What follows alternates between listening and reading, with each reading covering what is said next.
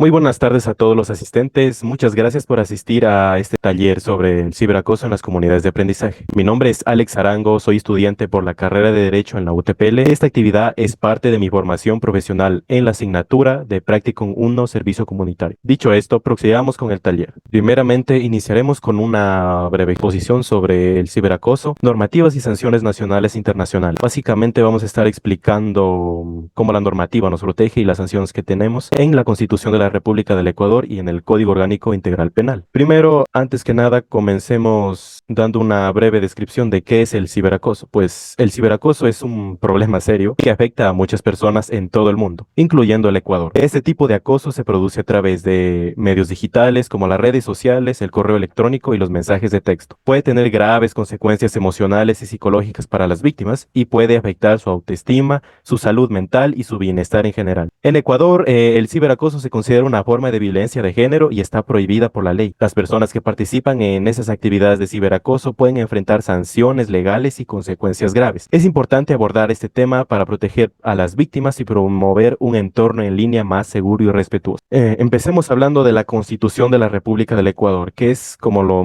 dice ahí, la norma superior del país, la norma que rige a las demás normas. Entre ellas tenemos que hay garantías de la Constitución referente al ciberacoso. Por ejemplo, la Constitución ecuatoriana establece que todas las personas tienen asegurados sus derechos acerca de la privacidad y datos personales, también a la libertad de expresión y opinión. O sea, el Estado tiene la obligación de garantizar estos derechos y proteger a los ciudadanos de cualquier forma de violencia, incluyendo el acoso en línea o ciberacoso. En caso de que a alguien vulnere estos derechos y cometa ciberacoso, hay predisposiciones y medidas legales para protegerlos y sancionar a los responsables. Basándonos en estas medidas legales, tenemos una división entre la libertad, como menciona, de expresión, de comunicación, el acceso universal, etcétera. Según los artículos 16, 17 y 18, se nos es garantizado la libertad de comunicación, o sea, el derecho a una comunicación libre, intercultural, incluyente, diversa y participativa en todos los ámbitos sociales y por cualquier medio o forma. El acceso universal a las tecnologías de información y comunicación,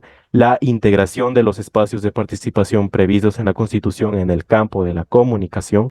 Tenemos el derecho a crear medios de comunicación social y acceder en igual a condiciones al uso de frecuencias radioeléctricas para estaciones de radio y televisión públicas, privadas y comunitarias. El acceso y uso de todas las formas de comunicación que permitan la inclusión de personas con discapacidad también es incluida en esta parte. Dicho esto, ¿me podrían dar una pequeña conclusión que hayan entendido sobre la libertad en lo que es los artículos 16, 17 y 18? Bueno, permítame hablar a mí.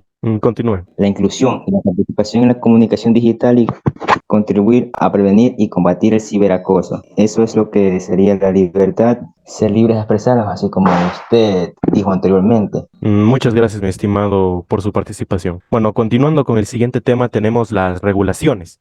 Según el artículo 19 de la Constitución, se nos es garantizado a todos los ciudadanos que se busque regular los contenidos y prevenir la difusión de mensajes que promuevan conductas violentas, discriminatorias o perjudiciales para los derechos de las personas, ya sea en la televisión, en la radio, en las redes sociales y en el Internet en sí. ¿Alguien me podría dar una pequeña idea o conclusión que tenga sobre el artículo 19 en cuanto a las regulaciones? El artículo 19, según lo que te entendí, es que busca crear una regulación la cual permita tener un mayor pensamiento o libre y no sea discriminado hacia una persona. Por ejemplo, esto tiene que ser muy vigilado, porque si no existiera este tipo de regulación, mucha gente acudiría al bullying y eso causa que haya suicidios y ese tipo de cosas. Muy buena observación, participante.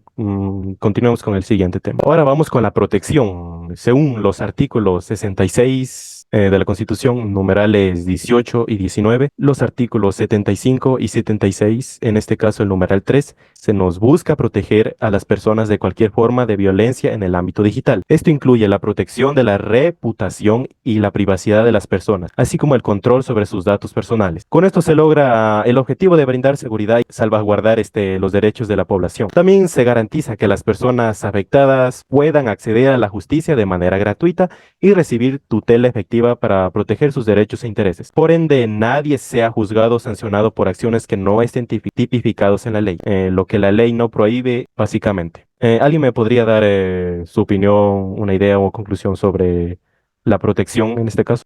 Ya, buenas tardes. Lo que yo pude entender en base a lo mencionado por usted es que con esto lo que se hace es proteger a las víctimas de ciberacoso y además dando una seguridad a esas personas de proteger sus cosas confidenciales, ¿no? No divulgando esa información para que de esta manera la persona también pueda contribuir a capturar a estas personas que se dedican a esto del ciberbullying. Muchas gracias por su participación. Bueno, continuamos. Tenemos sobre las poblaciones individuales que son más vulnerables en el país, según datos estadísticos. Por ejemplo, según los artículos 44, 45 y 46 de la Constitución, pero concentrándonos, como puse individual en esa parte, en los niños, jóvenes y adolescentes, se garantiza que el Estado, la sociedad y la familia deben promover el desarrollo integral de los niños y adolescentes, asegurando el pleno ejercicio de sus derechos y atendiendo el principio de su interés superior. Los niños y adolescentes, por ser seres humanos, tienen de por sí los derechos comunes, incluyendo el derecho a la integridad física y psíquica. Esto implica que deben estar protegidos de cualquier forma de violencia, incluyendo como es el ciberacoso. El Estado debe proteger a los niños y adolescentes contra todo tipo de violencia, maltrato, explotación sexual o negligencia que pueda provocar estas situaciones, incluyendo a la protección contra el ciberacoso, que por ser el mismo puede causar daño físico, psicológico a los niños y adolescentes. Por favor, ¿alguien me puede ayudar con su breve conclusión sobre esto que son las afecciones a poblaciones individuales más vulnerables del país? Buenas tardes. Con respecto a estos artículos, como conclusión, estos artículos buscan la protección de niños, niñas, adolescentes y también evitar vulnerar su integridad física, psicológica, y se nos queda explícito que es obligación completamente del Estado. Y bueno, con esto queda claro. Muy buena observación. Todos somos responsables en esto. Muy bien, continuando, vámonos con el Código Orgánico Integral Penal. Aquí es lo que se viene siendo conocido como los castigos a los delitos, la pena en la ley. Empezando, podemos dar que el castigo para el mal actuar es básicamente el Código Orgánico Integral Penal del Ecuador protege a la ciudadanía contra el ciberacoso y da las sanciones penales correspondientes a quienes las cometan, pero también establece medidas para resguardar la seguridad de las víctimas y prevenir el ciberacoso a través de la educación y concientización. Basándonos en esto, las medidas legales que se tienen se separan en la explotación. Según el artículo 103 del COIP, se nos explica que la producción y difusión de pornografía infantil es un delito grave que puede tener consecuencias graves para los infractores. Además de las penas de prisión, los infractores pueden enfrentar multas y otros castigos legales. ¿Que me podrían ayudar dando una conclusión sobre esto que es la explotación? A pesar de esto, aún deja un impacto emocional y psicológico al afectado, y más si vendría siendo un niño o adolescente. Claro, los más afectados son los niños y adolescentes. Muy bien, continuando, vamos con la integridad personal. Según los artículos 154, 154 numeral 1, 154 numeral 2, el artículo 154 numeral 3 y 396 del Código Orgánico Integral Penal, se nos explica que se establecen sanciones normales y con agravantes para aquellos que amenacen, intimiden o molesten de manera persistente a otra persona, ya sea a través de medios digitales en otros contextos. Entre ellos tenemos el acoso por intimidación, que puede resultar en una pena privativa de libertad de 1 a 3 años. Por otro lado, el hostigamiento puede resultar en una pena privativa de 6 meses a 1 año. El acoso académico será sancionado con medidas no privativas de libertad previstas en el artículo 60 del Código Integral Penal, como también se impondrán medidas de reparación integral según corresponda. En el caso del acoso escolar, se aplicarán medidas socioeducativas no privativas de libertad y tratamiento especializado reconocido en la ley correspondiente. Por el caso de ser menores de edad, no se pueden incurrir con medidas más graves. En cambio, el uso de las tecnologías de la información y comunicación utilizada para difundir mensajes violentos, hostiles o agresivos en contra de una persona establece que se sancionará con pena privativa de libertad de 15 a 30 días. ¿Alguien me podría ayudar con su conclusión sobre lo que es la integridad personal? Señor Fernando Romero. En sí, la integridad personal se da a entender con tu explicación que es el espacio personal de uno mismo y que si es vulnerado de forma que causa un impacto significativo emocional o psicológicamente al afectado, cualquiera que infrija alguna de las normativas anteriormente habladas por usted será sancionado correspondidamente por su crimen, así sea con una pena de 6 meses hasta más de 5 años, como mencionó usted anteriormente. Muchas Eso gracias por su sería. participación, tiene mucha razón en ello. Por cada uno de estos se tiene una pena privativa hacia la integridad personal y lo que viene siendo la protección de uno. Continuamos contra la violencia contra la mujer o miembros del núcleo familiar. Una pequeña especificación en esta parte debido al COIP este. La violencia psicológica se produce mediante cualquier conducta que cause afectación psicológica, incluyendo el aislamiento y la comunicación digital. Esta conducta será sancionada con pena privativa de libertad de 6 meses a un año y tiene su respectivo agravante. ¿Me podrían dar una pequeña conclusión sobre qué entendieron sobre la violencia contra la mujer o miembros del núcleo familiar? Buenas tardes. Con este artículo se evidencia que a pesar de que en estas redes sociales existe violencia psicológica, también es necesario que se adapten las leyes para abordar situaciones más allá, como por ejemplo, o más específicas, como por ejemplo a las mujeres. Y también en esto pues podemos incluir a las niñas y adolescentes, que también se ven este, bastante afectadas, Muchas sencillamente. gracias. Exactamente eso, querido participante, las mujeres y especialmente la familia, que son el núcleo de la sociedad, deben estar más protegidos. A la siguiente vamos con la integridad sexual y reproductiva. Según los artículos 166, 169, 170, 171 y 173 del COIP, se nos explica que mediante cualquier tipo de acciones, actitudes, formas y maneras en las que una persona atente contra la integridad sexual y reproductiva, ya sea de manera física o virtual, será sancionado con unas penas privativas específicas. Entre ellos tenemos el acoso sexual, se refiere a la solicitud de actos de naturaleza sexual. Por ello se sanciona con una pena privativa de libertad de 1 a 5 años y tiene sus respectivos agravantes. El contacto con menores de 18 años con fines sexuales a través de medios electrónicos, se establece cárcel de 1 a 3 años con sus respectivos agravantes. ¿Me podrían dar una breve conclusión sobre qué entienden sobre la integridad sexual y reproductiva? Señor Fernando Romero. Este sería prácticamente lo mismo que integración personal, pero es un poco diferente, ya que este deja mucho más daño psicológico y también tiende a subir el porcentaje de la tasa de suicidios por este caso. Por eso es que este crimen ha afectado de manera psicológica y emocional, que este no pueda confiar y tampoco tenga la capacidad de poder conversar esto y darle su respectivo castigo al atentador o al que esté vulnerando este derecho de integridad. Muchas gracias por su participación. Exactamente, se trata de la integridad de uno. En este caso es sobre los temas, la sexualidad y la parte reproductiva en la que pueden ser afectadas las personas, ¿no es cierto?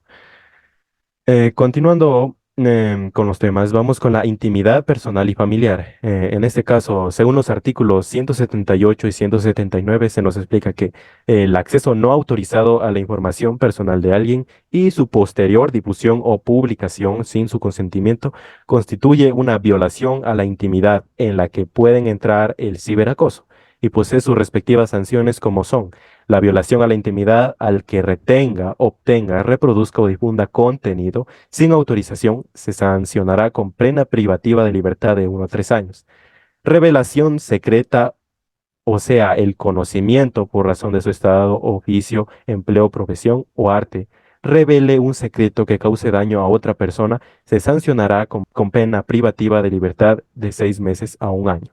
Dicho esto, ¿me pueden dar una conclusión sobre qué entienden sobre esta parte de intimidad personal y familiar? Creo que se salió el participante. Señor Fernando Romero, continuamos con su conclusión. Esto ya se profundiza más a lo personal, como aquí mismo indica, al leer intimidad personal y familiar no puede evitar recordar que también se puede sufrir parte de acoso de parte de la familia misma y que de igual forma causaría mismo daño o superior. Esto sería mi pequeña conclusión. Gracias. Muchas gracias por su participación. Bueno, continuando con el siguiente tema, la seguridad informática y de comunicación.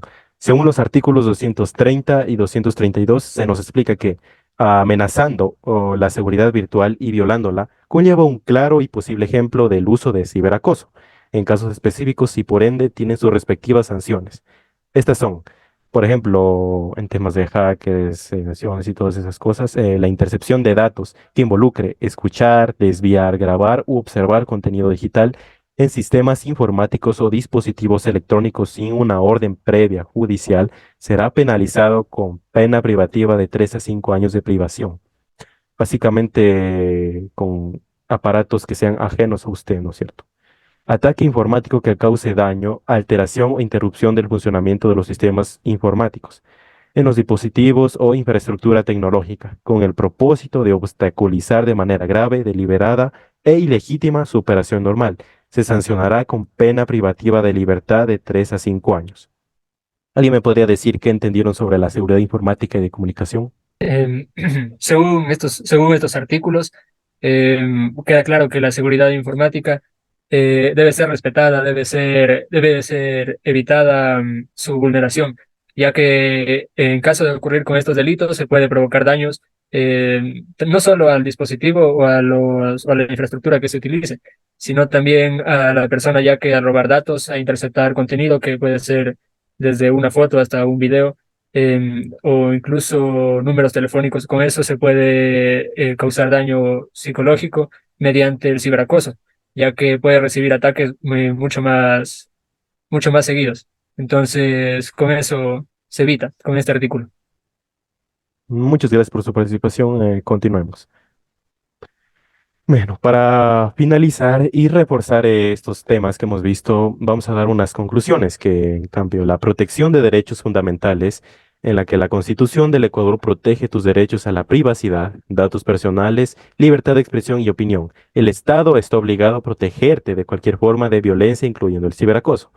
La libertad de la comunicación. La Constitución del Ecuador te da la libertad de comunicarte en cualquier ámbito y por cualquier medio. También asegura que todos tengan acceso a la tecnología de información y comunicación. En cuanto a las regulaciones para prevenir el ciberacoso, la Constitución del Ecuador establece reglas para evitar que se difundan mensajes violentos, discriminatorios o perjudiciales. Esto ayuda a proteger a las personas del ciberacoso y garantizar la seguridad en línea. La protección de poblaciones vulnerables. La Constitución del Ecuador se preocupa por proteger a las poblaciones más vulnerables como niños, jóvenes y adolescentes. Su objetivo es asegurar su crecimiento completo y protegerlos de cualquier forma de violencia, incluyendo el ciberacoso. En cuanto al Código Orgánico Integral Penal, se establecen sanciones penales para el ciberacoso y medidas para resguardar la seguridad de las víctimas. También promueve la educación y concientización para prevenir el ciberacoso. Explicar una breve infografía sobre las causas y efectos que produce la violencia digital en las comunidades de aprendizaje. Como muchas de sus conclusiones, aquí voy a dar unos pequeños datos estadísticos y específicos sobre causas y los efectos. Las causas se debe al crecimiento de los usuarios de Internet y las redes sociales. Estadísticamente, hay un aumento de usuarios de Internet en la última década, especialmente en el uso de redes sociales y mensajería por diferentes grupos de edad, con mayoría jóvenes. 2/3 de los menores de 25 años y la mitad de los comprendidos entre 25 y 35 años utilizan Internet, siendo Facebook y WhatsApp los más usados. En cambio, tenemos que los riesgos de las tecnologías digitales son especialmente para niños y adolescentes, debido a que hubo una evolución de la tecnología de la información y su impacto en la comunicación y construcción de la identidad, que podría tomarse como un posible riesgo, a su vez que se necesitan limitantes y ayudas necesarias para el acceso y uso seguro de Internet y la protección de datos, y la construcción de espacios seguros en entornos digitales, que es lo más necesitado actualmente. En cambio, tenemos que hay falta de regulación adecuada para proteger a los usuarios. Esta situación pone en riesgo la privacidad, integridad y dignidad de los demás usuarios, especialmente de los niños, niños y adolescentes. La falta de regulación adecuada implica la necesidad de establecer medidas legales, técnicas, procedimentales que promuevan un acceso seguro y constructivo a las tecnologías de la información, las TIC, así como a la protección de los derechos digitales de todos los usuarios. Como efectos de esto tenemos que hay el acoso y ciberbullying. Se ha incrementado la promoción de formas de violencia digital, como lo mencionaron básicamente ustedes. Hay consecuencias emocionales, psicológicas y sociales para las víctimas. También se han producido las adicciones a redes sociales y la tecnología. Es un comportamiento compulsivo, descontrolado, que implica que la persona use demasiado y en exceso por la dependencia que tiene él, aquella persona sobre las redes sociales. Básicamente una vida formada aparte. Tiene consecuencias negativas para la salud mental y física. También tenemos la exposición a contenidos inapropiados, como en ciertas páginas, solo con poner eres mayor de 18 años, sí, ya esa es la regulación sobre algunas páginas.